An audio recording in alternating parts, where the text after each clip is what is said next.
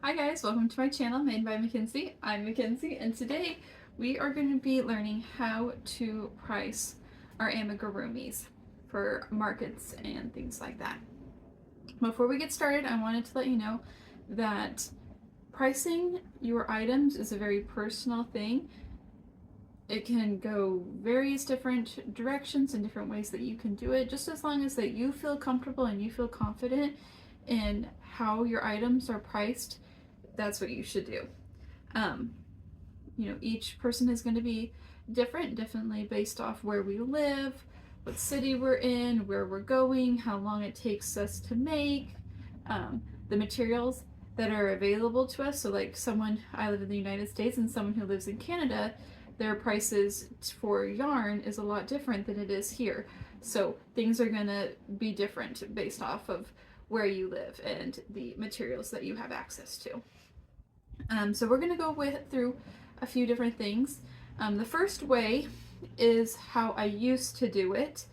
This is back whenever I was first starting out and I really didn't want to sit down and break down like how much yarn I was using, the weight and everything like that. I wanted something simple and I wanted something easy because I didn't know if this was going to be a actual business thing or is this going to be more of a hobby, something that I do every once in a while and go to markets and things like that.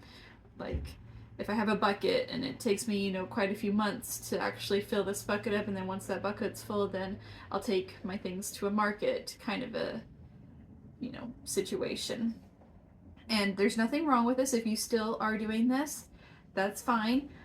I did decide to switch to a different method, and I'll explain that a little bit later. So let's start off with my otters.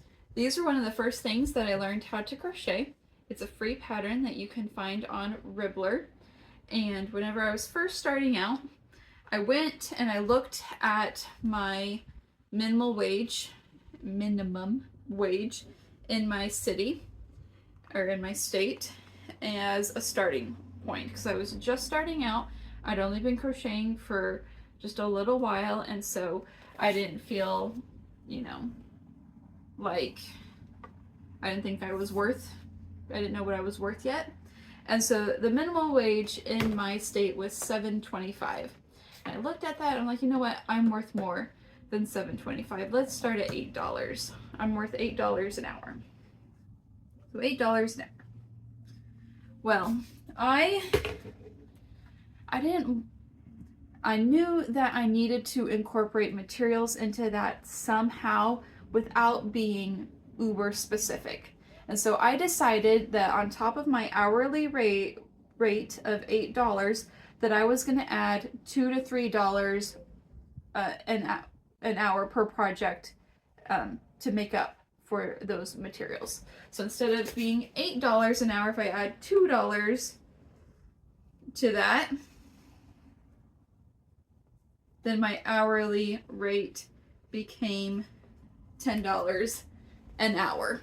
And then any of my materials and things went into those $2 extra an hour. Does that make sense?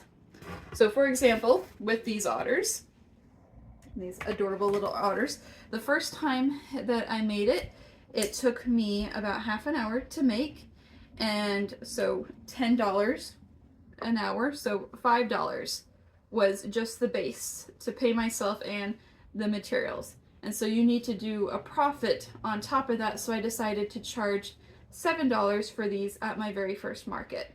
Now, since then, I have increased the price because they're very popular and people will pay more for them.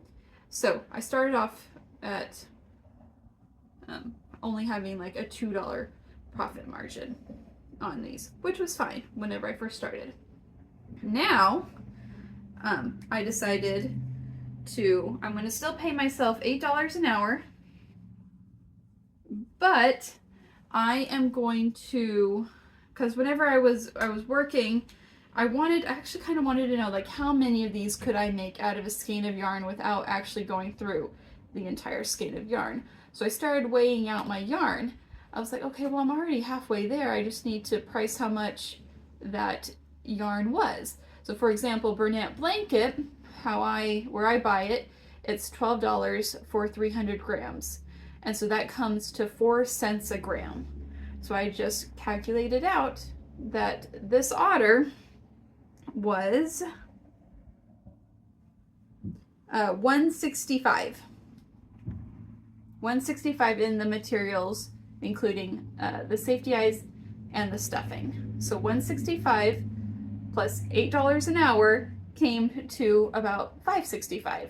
So $5 versus $5.65. So I'm pretty even whenever it comes to that calculating. So those are pretty close. Same thing for if we did these cute, adorable bunnies. This bunny was a free pattern on Ribbler. Comes in the overalls, and it comes in the, whoops, turn around, comes in the dress. Super, super cute bunnies. Same thing. I did $10 an hour when I was first starting out. It took me an hour and a half, so $15. I charged $20 for them at my first market.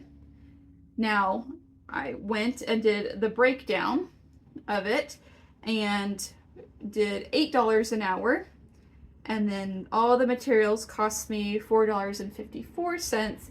So $16.54 was my base price that I needed to pay for this.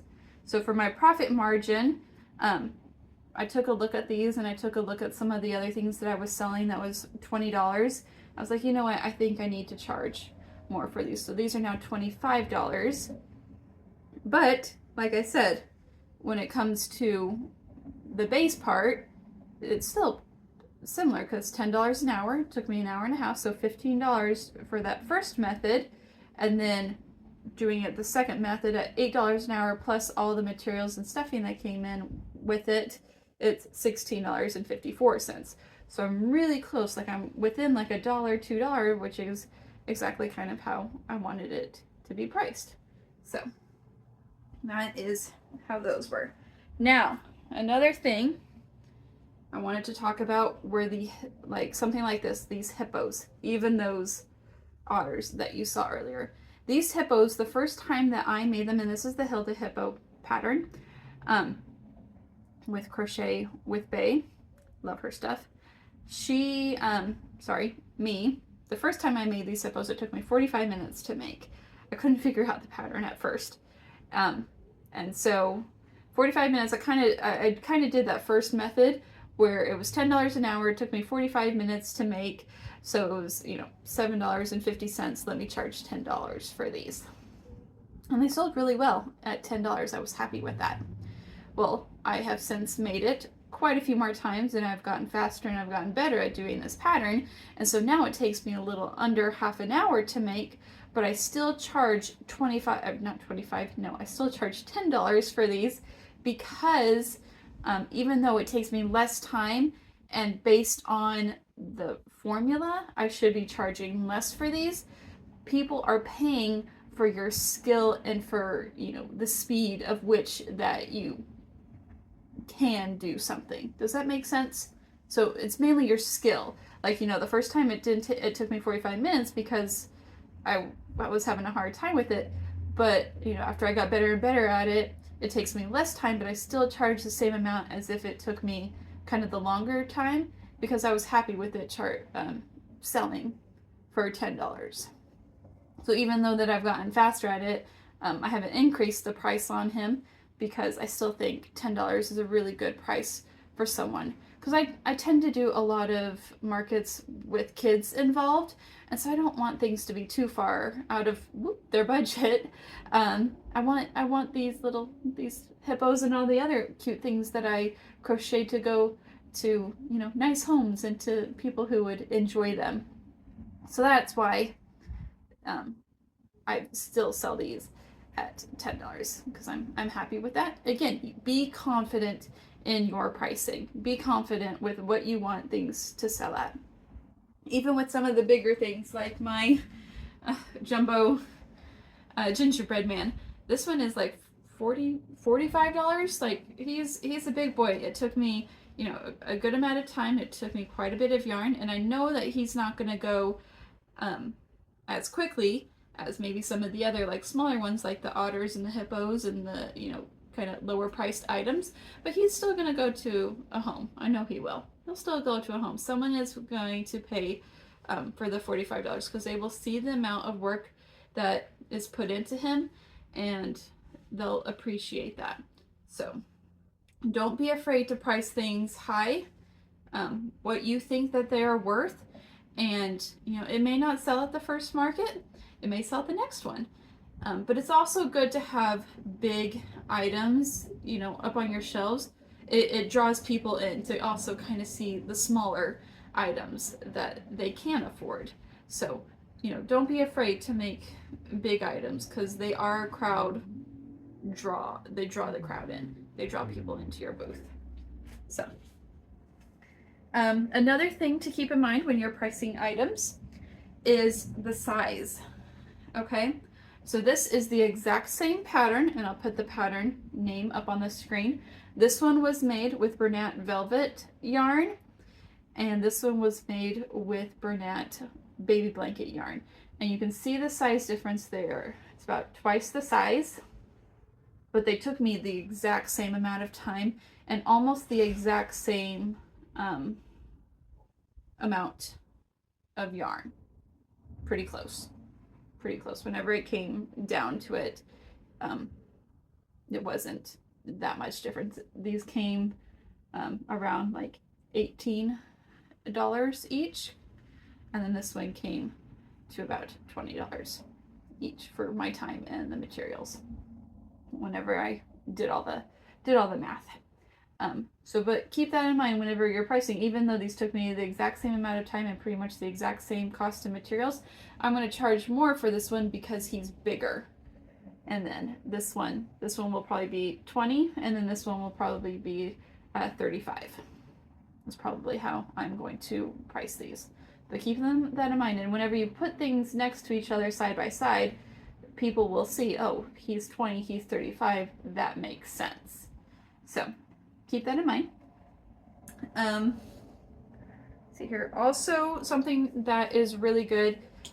One of the reasons that I did decide to change to this more specific method is because this is currently a legit business. Like, I have a business license, I have an identification number, employee identification number, like, it's legit business. And so when it comes to taxes time, whenever we need to document and send in our taxes, I wanted to make sure that everything was written out so that we don't get in trouble when it comes to filing our taxes.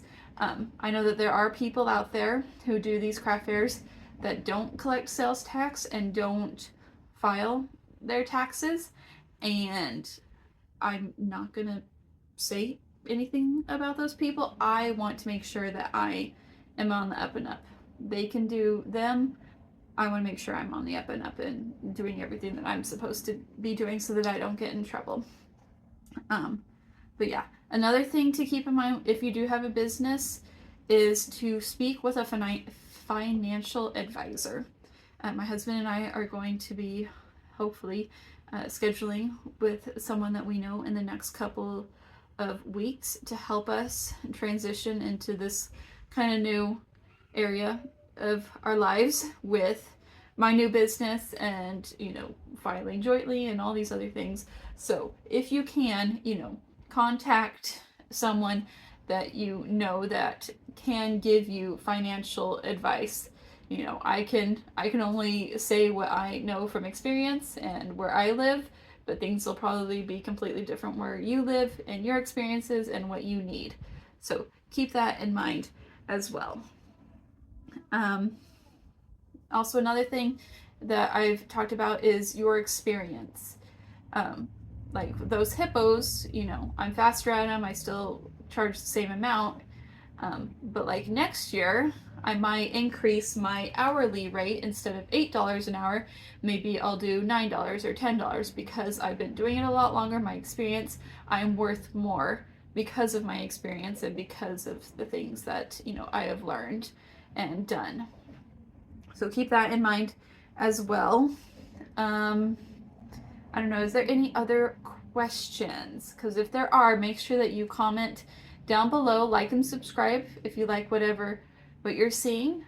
If you have any other things that you would like to know, please, comment, and I will be sure to do a video on that. I hope everything that I said today made sense and it was helpful to you.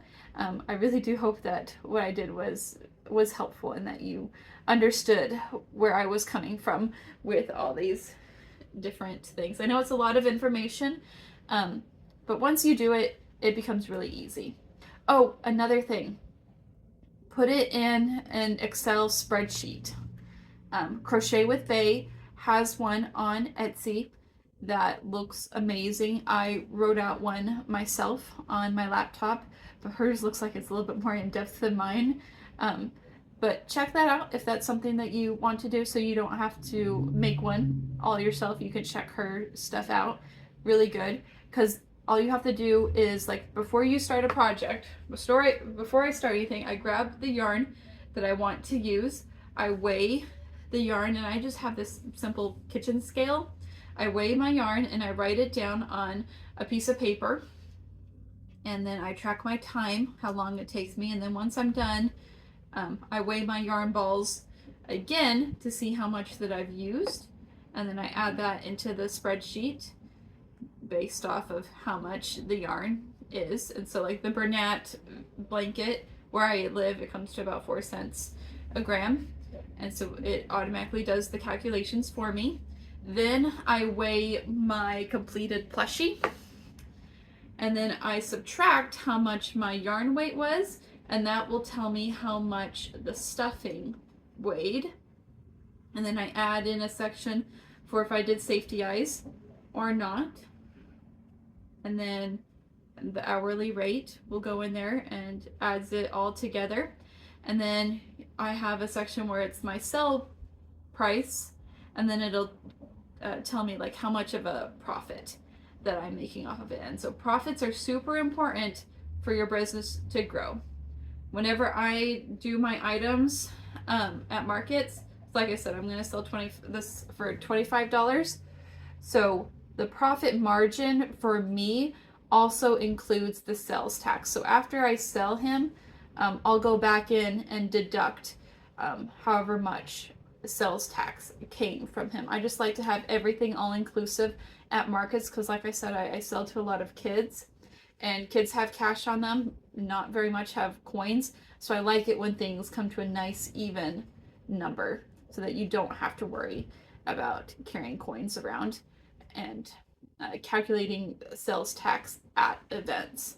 I mean, I do have a Square card reader and it would calculate it for me, but I just like it. It's so much easier to, at the end of my market, I just go through and do the sales tax for everything that I've sold that day than to do it per individual items. So that's also something to keep in mind. But thank you guys so much for watching. That's it for today's video, and I hope to see you guys again soon.